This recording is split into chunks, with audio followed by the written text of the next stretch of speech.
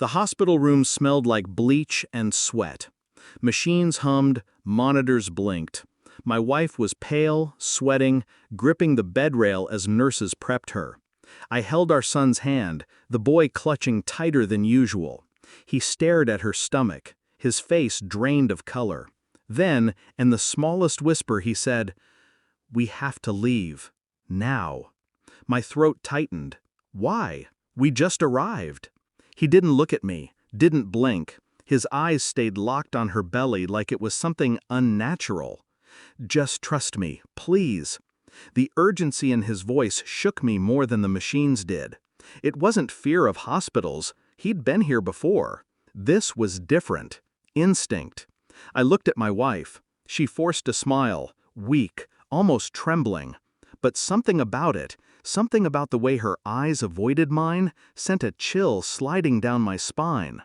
I squeezed my son's hand once, firm, and without a word, I let him out. I didn't know why I listened, not then, but that night became the first crack in a wall I thought was solid. At home, silence filled the rooms. My son sat curled on the couch, refusing to speak. I pressed him, gently at first, then sharper. Finally, he whispered, "That's not my brother." His words hit like a blade between my ribs. "What do you mean?" I asked. He wouldn't explain, just shook his head. I told myself he was confused, overwhelmed. But the way he said it, cold, certain, unsettled me. Later, I lay awake in the dark, my wife absent from the house. She was still at the hospital. I replayed everything. Her late nights, unexplained phone calls, sudden secrecy with her phone, excuses I'd accepted. My mind clawed at itself. I wanted to trust her, but I couldn't ignore him.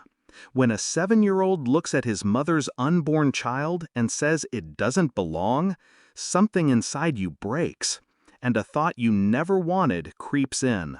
What if he's right?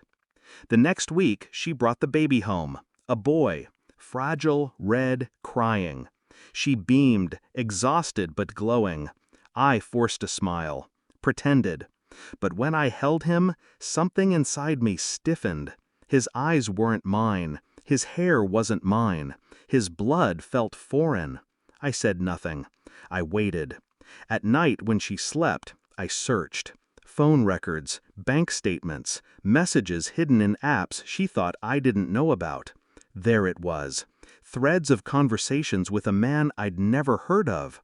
Affection disguised as old friend. Hotel receipts filed under work trips. My chest burned, but my face stayed calm. She never saw it. I ordered a test kit online, collected samples quietly.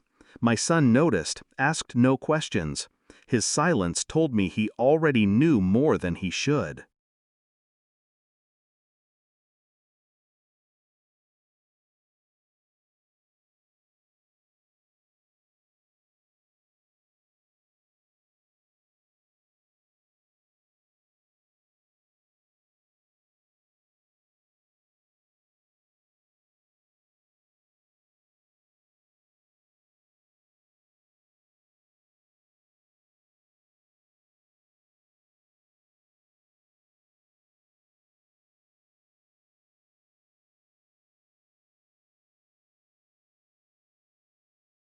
Waiting for the results was worse than death. Every minute stretched, dripping poison into my veins. I looked at her and saw a stranger pretending to be my wife. I watched her kiss my son goodnight and wondered how many lies her lips had carried before they touched him. I kept smiling. I kept silent. But inside I was sharpening a knife made of truth. The envelope arrived on a gray morning. Plain, clinical, heavy in my hands. I locked myself in my office and opened it.